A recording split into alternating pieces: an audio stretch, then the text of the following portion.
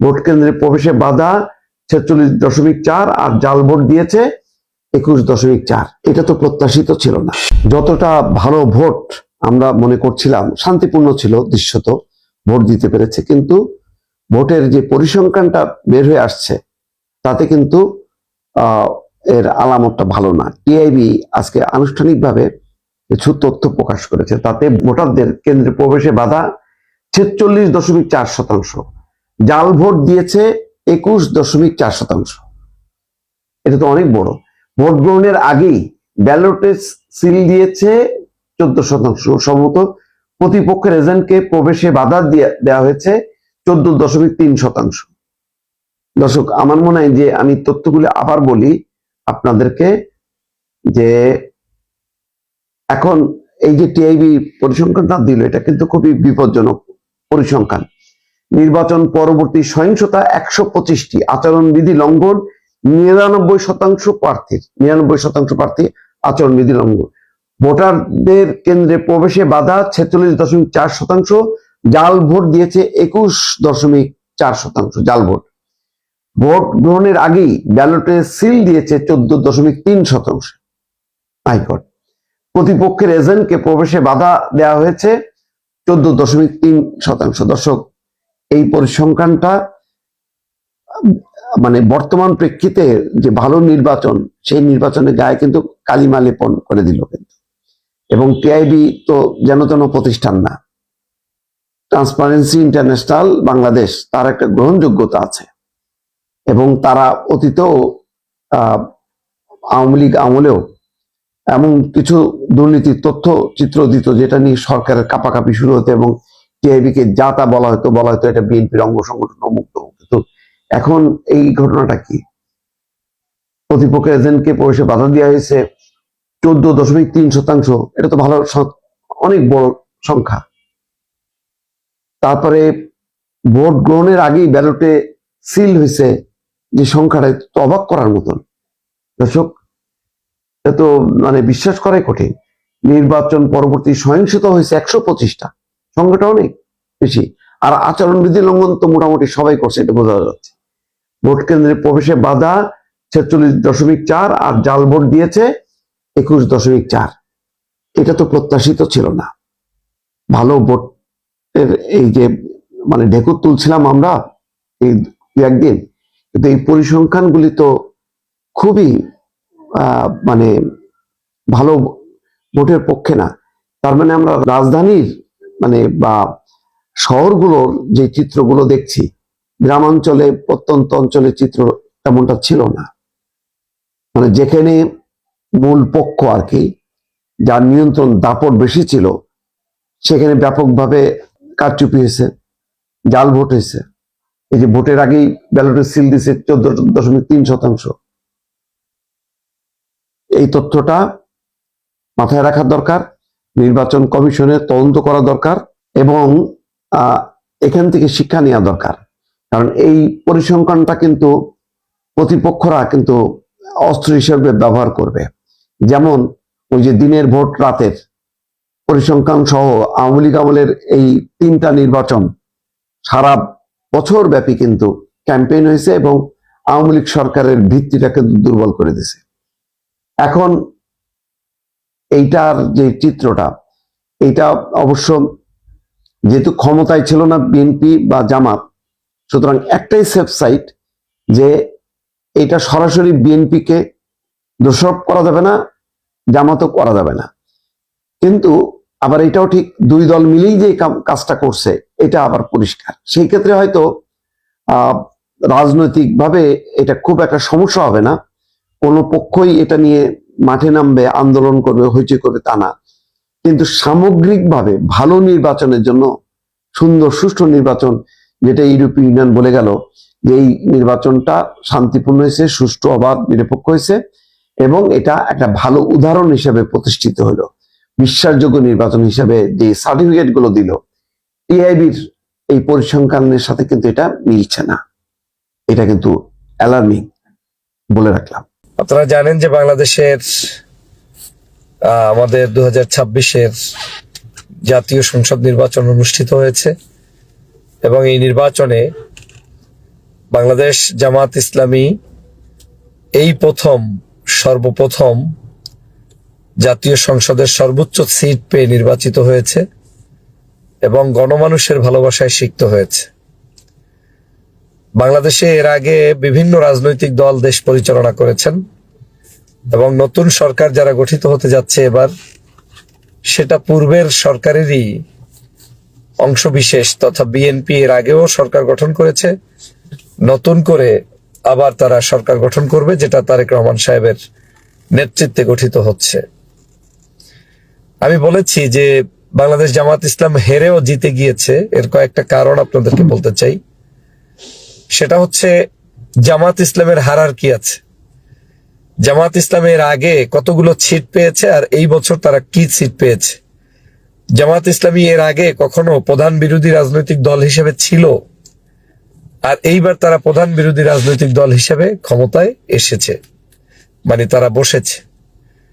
তার মানে বাংলাদেশে বিগত রাজনৈতিক দলগুলোর যদি একটু পর্যবেক্ষণ দেখেন, যারাই প্রধান রাজনৈতিক বিরোধী দল ছিল তারাই পরবর্তী রাষ্ট্র ক্ষমতায় এসেছে এবং এর চাইতে কম সংখ্যক সিট নিয়েই বিরোধী দলে থেকে তারা পরবর্তীতে সরকার গঠন করেছে। কেন বাংলাদেশ জামাত ইসলামী এই নির্বাচনে ওই তুলনায় হেরেও, মানে যেটা হারা বলতে মানুষ মনে করে যে ক্ষমতায় আসতে পারলো না, কিন্তু তারা তো এসেছে যেই জায়গায়, এই জায়গাটায় পূর্বের 53 বছরে কোনোদিন আসতে পারে নাই। যেটা আমি মনে করি বাংলাদেশ জামাত ইসলামের আমির ডাক্তার শফিকুর রহমান সাহেবের একেবারেই বিশেষ কিছু পরিকল্পনা এবং তার ইচ্ছাতে এবং বাংলাদেশ জামাত ইসলামীর যারা বর্তমান সময়ের দায়িত্বে রয়েছেন তাদের অক্লান্ত পরিশ্রম এবং মেধার ফসল আজকের এই সময়ে তারা যেভাবে পরিচালনা করছেন, রাষ্ট্র ক্ষমতায় যাওয়ার খুব কাছাকাছি অবস্থান করছেন, এটা তাদেরই এক ধরনের রাজনৈতিক প্রজ্ঞা এবং অভিজ্ঞতার ফসল। আমি সেজন্য জামাত ইসলামীর আমির ডাক্তার শফিকুর রহমান সাহেবকে অবশ্যই ধন্যবাদ জানাই। কেন আগামীতে বাংলাদেশ জামাত ইসলামী রাষ্ট্র ক্ষমতা গঠন করবে, এটার কয়েকটা দিক আপনাদেরকে তুলে ধরছি। প্রথমত হচ্ছে, যারা রাষ্ট্র ক্ষমতায় আসে, ন্যাচারাল নিয়ম হচ্ছে তারা জনগণের সকল দাবি দাওয়া পূরণ করতে পারে না। তারা ভালো চাইলেও সেই ভালোটা রক্ষা করতে পারে না। যদি কোনো গুড পিপলও হয়, তার ক্ষেত্রেও এই ধরনের সমস্যা সম্ভাবনা থাকে। আর বাংলাদেশে বর্তমান সময়ে বাংলাদেশ জাতীয়তাবাদী দল বিএনপি এবং বিএনপির নেতাকর্মীদের যে আচার আচরণ, এবং তারা পরবর্তী সময়ে পর্যন্ত এই আচার আচরণ কন্ট্রোল করে থাকতে পারবেন, ভালো ভদ্রতার পরিচয় দিতে পারবেন, চাঁদাবাজি করবেন না, টেন্ডারবাজি করবেন না, খারাপ আচরণ করবেন না, কিংবা ওই যে কি বলে বিভিন্ন বাড়ি বাড়ি কার্ড দিবেন, এটা দিবেন সেটা দিবেন, এগুলো কমিটমেন্ট তারা আদতে কোনো অবস্থায় রক্ষা করতে পারবে, এটার সম্ভাবনা খুবই ক্ষীণ। তো বাংলাদেশ জামাত ইসলামী দেখবেন ম্যাক্সিমাম জায়গায় তারা খুব কম ভোটে, যেটা ইলেকশন ইঞ্জিনিয়ারিং বলেন কিংবা যে কোনো উপায় বলেন, তারা খুব কাছাকাছি জায়গায় অবস্থান করেছে। তারা সেই জায়গা থেকে আজকের যে অবস্থানটা করে নিয়েছে, এখন তারা গত 1 বছর জনগণের জন্য যেভাবে কাজ করেছে তার ফসল হিসেবে তারা আজকের এই পর্যায়ে এগিয়ে এসেছে। যদি আগামী 5 বছর তারা সেই কার্যক্রম অব্যাহত রাখে, তথা ডাক্তার শফিকুর রহমান সাহেবের উদারতা, আন্তরিকতা, মানুষের প্রতি কমিটমেন্ট, যে কোনো দুঃখী দুর্দশা হলেই সেখানে গিয়ে সাহায্য করা, পরিবারের দায়িত্ব নেওয়া, শহীদ পরিবারের পাশে দাঁড়ানো, জুলাই অভ্যুত্থানের এই সময় বিপ্লবীদের পাশে দাঁড়ানো, হিন্দু বাড়িতে গিয়ে টলার ডুবেছে সাহায্যের হাত বাড়িয়ে দেয়া, এই সকল জিনিস যদি তারা অব্যাহত রাখে, স্বাভাবিকভাবেই সরকারের কাজের তুলনায়ও এই বেসরকারি ভাবে তারা যে কাজগুলো করবেন সেটা জাতির কাছে প্রশংসনীয় হবে এবং সেটা তারা অ্যাকসেপ্ট করবে এবং জনগণ তখন তাদের উপর আস্থা অর্জন করবে। পাশাপাশি বাংলাদেশ জামাত ইসলামীর যে সংস্কার করেছে, স্বাভাবিকভাবেই তাদের এখন বর্তমান সময়ের নারীদের প্রতি, ছাত্রদের প্রতি, যুবকদের প্রতি, হিন্দু ভাই বোনদের প্রতি, এই রাষ্ট্রের প্রত্যেকটি নাগরিকের প্রতি তাদের যে নতুন নতুন প্যাকেজ এবং কমিটমেন্ট নিয়ে আসছেন, এই জিনিসগুলো অব্যাহত থাকলে বাংলাদেশ জামাত ইসলামী থাকবে সকলের কাছে একটি চুম্বক পয়েন্ট, যে তাদেরকে অ্যাকসেপ্ট করা ছাড়া বিকল্প কোনো পথ আর এই বাংলাদেশের মানুষের কাছে থাকবে না। যে কারণে আগামী নির্বাচনের প্রস্তুতি সুলভ মূলত এখন তারা বিরোধী দল হয়ে সকল প্রকার গ্যাপগুলো পূরণের একটা লম্বা সময় পাবে, এবং পাওয়ার পরে তারা রাষ্ট্র ক্ষমতায় আসলে সেটা লংজিভিটি হবে।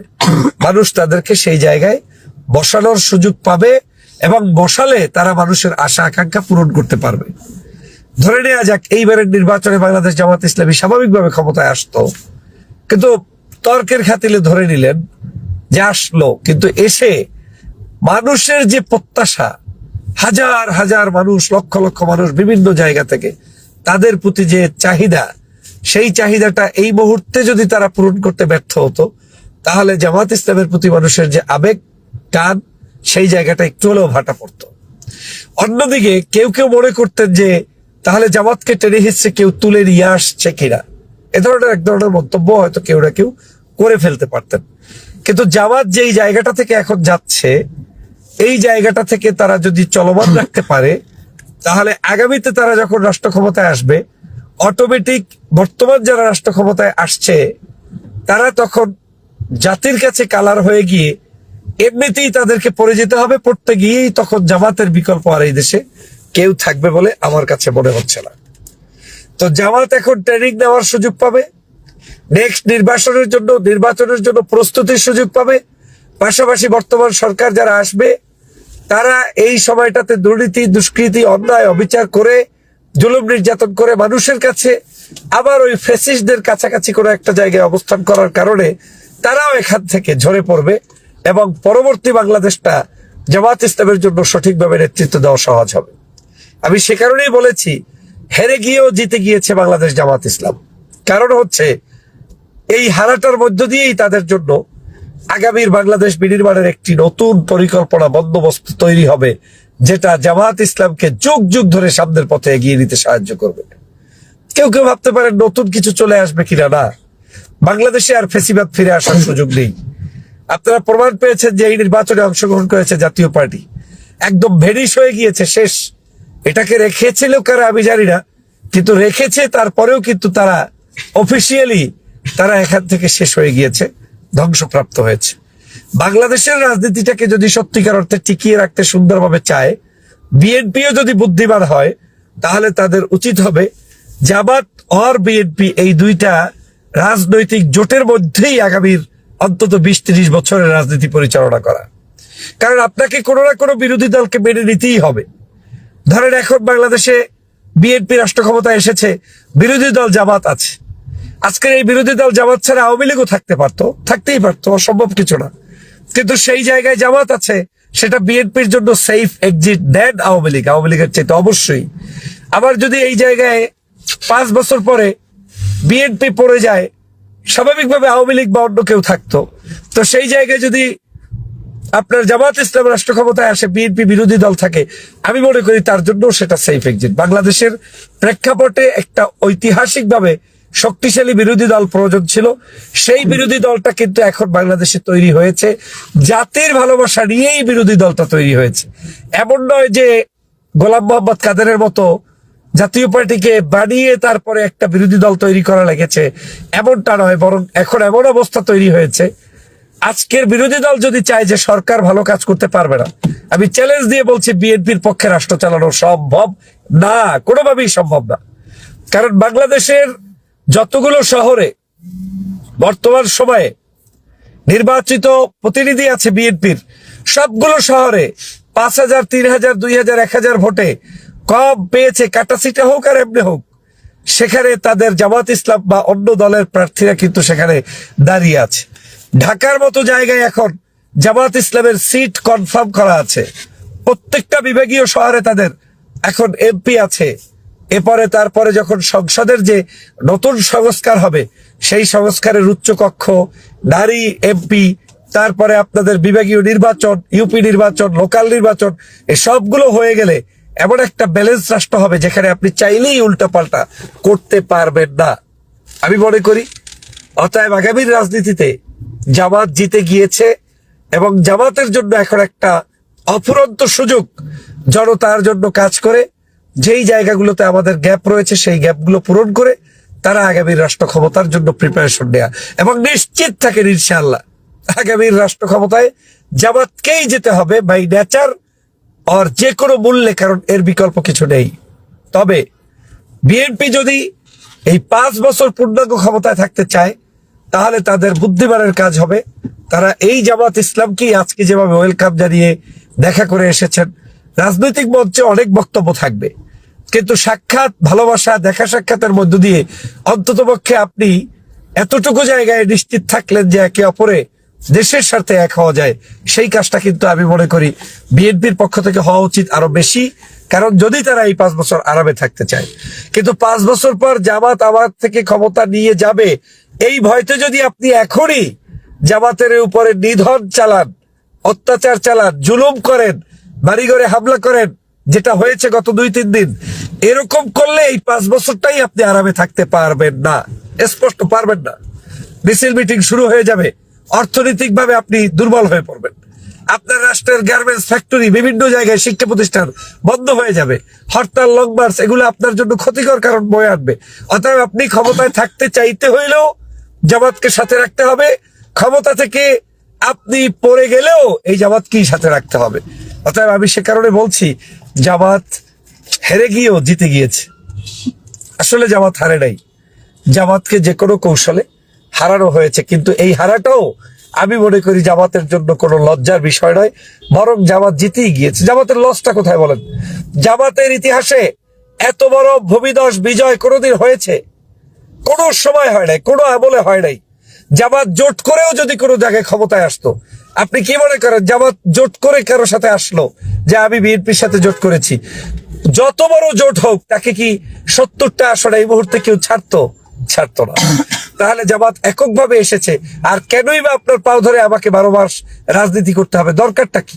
বাংলাদেশের মানুষ এখন 24-এর পরবর্তী পরিবর্তন চায়, আর পরিবর্তনের মহানায়ক হিসাবে আজকের এই জামাত ইসলামের আমির ডাক্তার শফিকুর রহমানই আবির্ভূত হয়েছেন, যার নেতৃত্বে বাংলাদেশের মানুষ এখন থাকতে স্বাচ্ছন্দ্য বোধ করে। আমার দৃষ্টিভঙ্গিতে আমাদের এই বাংলাদেশের নতুন বাংলাদেশকে রক্ষার স্বার্থে আমাদের এই দুটো রাজনৈতিক যে প্ল্যাটফর্ম এখন বর্তমানে রয়েছে, এই 2 ধাঁচের রাজনৈতিক প্ল্যাটফর্মকে আরো বেশি সুন্দর এবং একে অপরের প্রতি কমিটেড রাজনৈতিক চর্চার উদ্বুদ্ধ হওয়া উচিত, এবং সেটা করলে কর্মী পর্যায় থেকে দেশের সর্বোচ্চ পর্যায় পর্যন্ত এটার ধারা অব্যাহত থাকবে। এটার মাধ্যমেই একটা পরিবর্তনের ছোঁয়া আমরা পেতে পারবো। যদি সেটা না হয় তাহলে আগামী রাজনীতি আরো কঠিন, খারাপ দিকে যাবে। তবে যদি খারাপ দিকেও যায়, সেটাই জামাতের কল্যাণ, কারণ আপনি যত খারাপ করবেন জামাত তত ভালো করবে, আর আপনি যত ভালো করবেন সেক্ষেত্রেও জামাত তত ভালো করবে। এজন্য যে আপনি সরকারে আছেন, জামাত এখনো সরকারে নেই, মানুষের চাহিদা থাকবে সরকার আমাকে পরিবর্তন করতেই হবে, এটা বাই নেচার। পিপল চায় যে আজকে আমার যে আছে আমি আরেকজনকে একটু দেখতে চাই। তো আমার জায়গা থেকে আমি এই দেশের বর্তমান পরিস্থিতি বিবেচনায় আমি মনে করি বাংলাদেশ জামাত ইসলামী সঠিক জায়গায় সঠিক নেতৃত্ব দিচ্ছে। তবে আরেকটা পয়েন্ট আপনাদেরকে বলছি, সংস্কার ইস্যুতে যদি বিএনপি কোনো তালবাহনা করে তাহলে সবচেয়ে তাদের বোকামি হবে। কারণ বিএনপিকে আজকে হয়তো রাষ্ট্র ক্ষমতায় আছে, কিন্তু একটা পর্যায়ে গিয়ে তাকেও কিন্তু রাষ্ট্র ক্ষমতা হারাতে হবে। তো যখন তিনি হারাবেন তখন কিন্তু এই সংস্কারগুলোই তার জন্য আবার অনুভব করতে হবে, তার প্রয়োজনেই ব্যবহার করতে হবে। যেমন আমরা শুনছি যে পিআর পদ্ধতির মাধ্যমে এই যে উচ্চকক্ষ নির্ধারণ, এটা কিন্তু একটা সেটেল ইস্যু, যে 100 আসনের মধ্যে নিম্নকক্ষে যারা যত পার্সেন্টেজ পাবে তারা তত পার্সেন্টেজ হিসাবে ওই 100 জনের মধ্যে তারা এমপি পদ, মানে উচ্চকক্ষের এমপি তারা নিতে পারবে। বিএনপি সেখানে বলছেন সিট ভিত্তিক, যার যত সিট সে তত পার্সেন্টেজ উপরে নিতে পারবে। এটা নিয়েই তো নির্বাচন, মানে আপনার কি বলে, সংস্কার কমিশনে দীর্ঘদিন আলাপ হয়েছিল। পরবর্তীতে কিন্তু এটাকে নোট অফ ডিসেন্ট দিয়েছে বিএনপি, বাট একটা জায়গায় কিন্তু সেই কমিশন তারা সিদ্ধান্ত দিয়ে দিয়েছে যে গণভোটের মধ্যে যে রায়টা এসেছে সেটা কিন্তু স্পষ্ট যে আপনার এটাকে পিআর পদ্ধতিতেই হবে, পার্সেন্টেজের আলোকে। এখন বিএনপি যদি তার 5-7 জন অতিরিক্ত আপনার এমপি পাওয়ার জন্য উচ্চকক্ষে আপনি এই আইনটাকে, গণভোটটাকে ভাইলেট করার চেষ্টা করেন, তাহলে জনগণের কাছে আপনি স্পষ্ট হবেন যে আপনি সংস্কার চান না, এবং জনগণের যে চাহিদা সেটা আপনি পূরণ করতে ব্যর্থ হবেন। একটা সময় আপনার উপরে যেমন মানুষের আস্থা কমে যাবে, পাশাপাশি এই ইস্যুকে কেন্দ্র করেই আপনার বিরুদ্ধে, গভর্নমেন্টের বিরুদ্ধে আন্দোলন কিন্তু সোচ্চার হবে। সে কারণে আমি মনে করি এই গণভোটের রায়কে মেনে নিয়ে বিএনপির উচিত যতগুলো সংস্কার, এই সংস্কারগুলো করে উচ্চকক্ষ, নারী কক্ষ সবকিছুগুলো সমন্বয় করে রাষ্ট্রের সমস্ত জায়গায় এই নতুন বন্দোবস্তের বাংলাদেশের সাথে রাজনীতিকে অ্যাডাপ্ট করা। যদি সেটা না করে তাহলেও কিন্তু এই বিএনপি সবচেয়ে বেশি ক্ষতিগ্রস্ত হবে। সে কারণেই বলছি, জামাত ইসলাম এখন একটা গোল্ডেন মুডে আছে। তারা এখন যা কিছু, যেটাই ঘটবে সেটাই তার জন্য কল্যাণ হবে, অকল্যাণের কিছুই নেই। বরং জামাত ইসলাম এখন একটা চাপ মুক্ত অবস্থায় আছে। রাষ্ট্র ক্ষমতায় হুট করে চলে আসলেও যেই চাপটা তাকে পোহাতো লাগতো, তার উপরে যে ধরনের দেশি বিদেশি সবকিছু হ্যান্ডেল করা লাগতো, এমনকি বিএনপি ওই পরাজিত শক্তির সাথে ঐক্যবদ্ধ হওয়ার একটা সুযোগ পেত, সেই সুযোগটাও কিন্তু এখন আর নেই। বিএনপি এসেছে, বাই নেচার আপনি এখন দায়িত্ব পালন করবেন, জামাত ইসলাম তার ফিল্ড তৈরি করবে। বিএনপির ফল্ট এবং সঠিক কাজ না করার উপর ভিত্তি করেই জামাত ইসলাম আগামী রাষ্ট্র ক্ষমতায় আসবে। অতএব আমি বিশ্বাস করি বাংলাদেশ জামাত ইসলামকে মহান রব এবং দেশবাসী সার্বিক সব বিবেচনায় একটি গোল্ডেন মুডে এবং সঠিক মুডে তারা অবস্থান করছে। এই অবস্থান অব্যাহত থাকলে ইনশাআল্লাহ তারাই আগামীর বাংলাদেশের সত্যিকার চাবিকাঠি হয়ে উঠবে। সবাইকে সেই প্রত্যাশা ব্যক্ত করছি।